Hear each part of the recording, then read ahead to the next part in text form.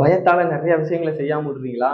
அப்ப இந்த கதையை கொஞ்சம் ஃபுல்லா கேளுங்க. சின்ன ஸ்டோரி பெரிய இன்ஸ்பிரேஷனோட 43வது கதை. 2 நாட்டுக்கு இடையில மிகப்பெரிய போர் ஒன்று நடக்குது. அந்த போரின் போது ஒரு நாட்டோட சோல்ஜரை எதிரி நாட்டு அரசர் சிறை பிடிச்சிருந்தாரு. அவனை கொண்டாந்து மிகப்பெரிய அறையில கொண்டாந்து அடைச்சு வச்சிருக்காரு. அந்த அறையின் ஒரு பக்கம் துப்பாக்கி ஏந்திய படை இருக்குது. அண்ட் மற்றொரு பக்கம் ஒரு பழமையான இரும்பு டோர் ஒன்று இருக்கு. மிகப்பெரிய சங்கிலி வச்சு மிகப்பெரிய பூட்டு வச்சு பூட்டி இருக்கிறாங்க. அண்ட் அரசர் சொல்றாரு, உனக்கு 2 ஆப்ஷன் தரேன்.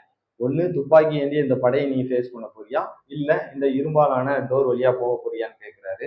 அண்ட் அவன் துப்பாக்கி ஏந்திய படையை பார்க்கறான். ஆனா புரிஞ்சுக்கிட்டான் அவங்க என்ன பண்ணுவாங்க அப்படிங்கிறத.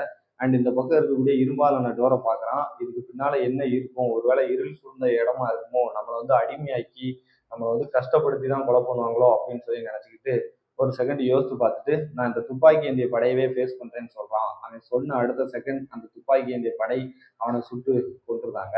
அண்ட் அதுக்கப்புறம் கொஞ்ச நேரம் கழிச்சு அந்த நாட்டோட குயின் அந்த அரசர்கிட்ட கேட்குறாங்க, எனக்கும் ரொம்ப ஆச்சரியமா இருக்கு, அப்படி என்னதான் இந்த இரும்பாலான டோருக்கு பின்னால வச்சிருக்கீங்க அப்படின்னு சொல்லி கேட்கும்போது அரசர் அந்த டோரை திறக்க சொல்றாரு. அண்ட் திறக்கும் போது மிகப்பெரிய வெளிச்சம் வருது. அது ஃப்ரீடமுக்கான வழி அப்படிங்கிறது அப்பதான் எல்லாருக்குமே தெரியுது. நான் இந்த ஆப்ஷனை எல்லாருக்குமே கொடுப்பேன். ஆனா எல்லாருமே இதுக்கு பின்னால என்ன இருக்கும்னு தெரியாம அந்த பயத்தால அந்த டெத்தையே சூஸ் பண்ணிட்டு போயிருந்தாங்க அப்படின்னு சொல்லி அந்த அரசர் சொல்றாரு. அண்ட் இந்த கதையில வர மாதிரி தாங்க நம்மளும் நம்ம லைஃப்ல பயத்தாலேயே நிறைய விஷயங்களை ட்ரை பண்றதே கிடையாது. அந்த பயத்தால ஓவர் கம் பண்ணி போறதுக்கு பதிலா ஒரு பெயின்ஃபுல்லான சுச்சுவேஷன்லேயே வாழ்ந்துட்டு இருக்கிறது.